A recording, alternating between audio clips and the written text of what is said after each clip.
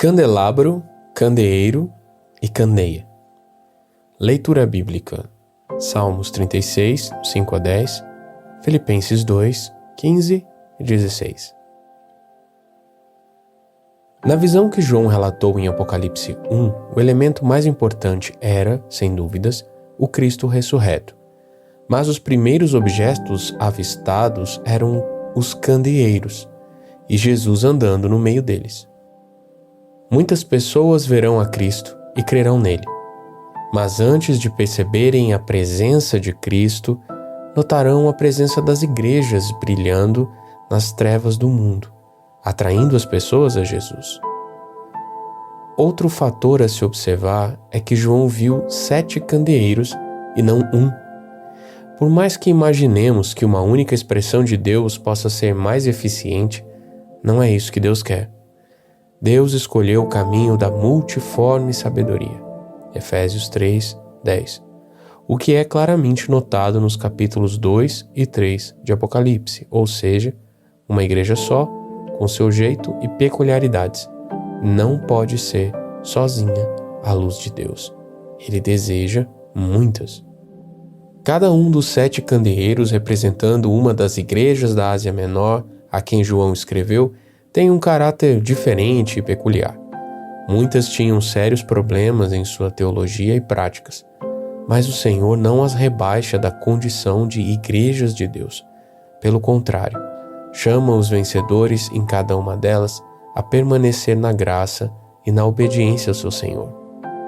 Não devemos temer as situações que atingem a igreja, mesmo aquelas que nos assustam, sejam as perseguições, falhas de liderança, sejam ambientes desfavoráveis ou problemas financeiros que infelizmente assolam e ainda assolarão o povo de Deus. Nosso Senhor não ignora o sofrimento dos santos, seja individualmente ou coletivamente. As diversas igrejas de Deus são cuidadas por Ele, independente do seu tamanho, expressão ou condição. A palavra grega licnia, que é traduzida em Apocalipse por candeeiro, é usada por Jesus em suas parábolas para candeia e pelo autor de Hebreus para descrever o menorá, o glorioso candelabro do tabernáculo. Hebreus 9, 2. Numa casa judaica comum, o candeeiro não seria de ouro, mas mesmo assim, ele é o portador da luz e é a cidade edificada sobre o monte. Mateus 5,14. Como é a igreja onde Deus colocou você? Pequena? É grande? Rica? Pobre? Não importa.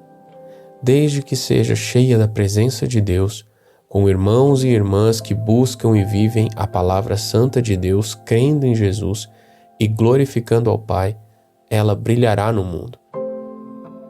E já que mencionamos o menorá, o candelabro que iluminava o santo lugar no tabernáculo erguido por Moisés ou no templo edificado por Salomão, queremos enfatizar alguns detalhes que podem nos inspirar neste devocional.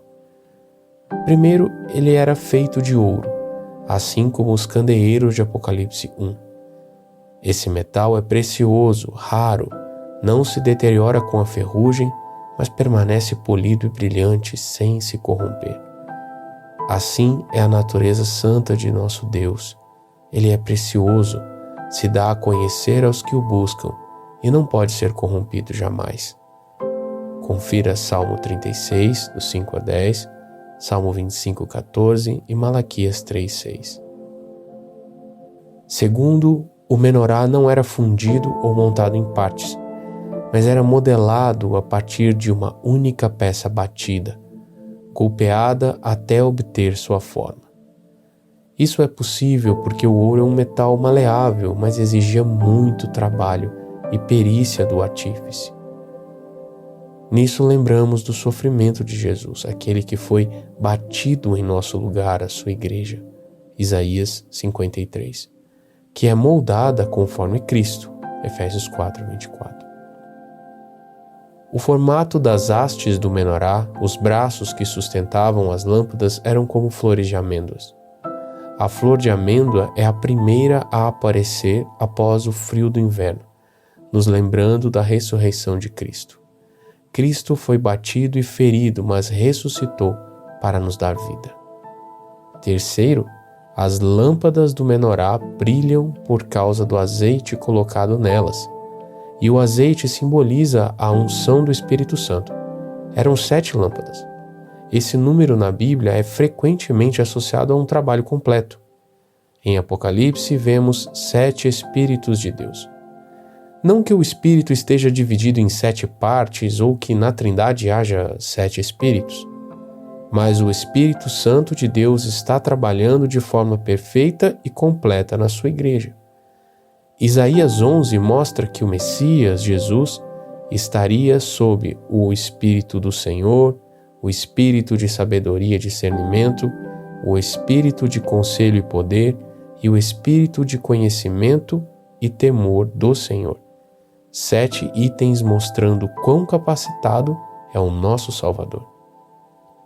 Além disso, os sacerdotes verificavam os pavios das lâmpadas para que nunca ficassem com suas pontas queimadas num borrão, o que causaria fumaça e não iluminaria. Jesus, como sumo sacerdote da casa de Deus, está trabalhando nas igrejas para que a sua luz seja perfeita, mesmo que isso exija alguma espevitadeira ou tesoura que corte o que está sobrando e fumegando. Que figura rica e complexa o menorá nos traz. Ele tem a natureza única e incorruptível de Deus Pai no ouro, a imagem do Filho que foi golpeado e batido como nosso Redentor e o brilho do Espírito Santo no azeite. Toda a Trindade pode ser vista nesse mobiliário do Antigo Testamento. O que era sombra, figura simbólica na Antiga Aliança, encontra sua função, seu significado na Nova Aliança. A Igreja de Deus é luz do mundo, cheia de Deus em sua natureza, forma e expressão. Ela está trabalhada para brilhar com mais intensidade até a vinda de Cristo. Hoje o nosso devocional foi cheio de figuras e significados, portanto, recomendamos que você leia com calma o texto de Êxodo 25, 31 a 40, para ver como era o menorá, o candelabro do tabernáculo. Ore também ao Senhor para que Ele lhe dê o Espírito de Deus, que esclareça sua mente e coração para entender e crer em tudo que está na sua palavra. Pai amado, obrigado porque tua palavra é rica e profunda. Quero conhecê-la, experimentá-la, vivê-la e pregá-la. Em nome de Jesus. Amém.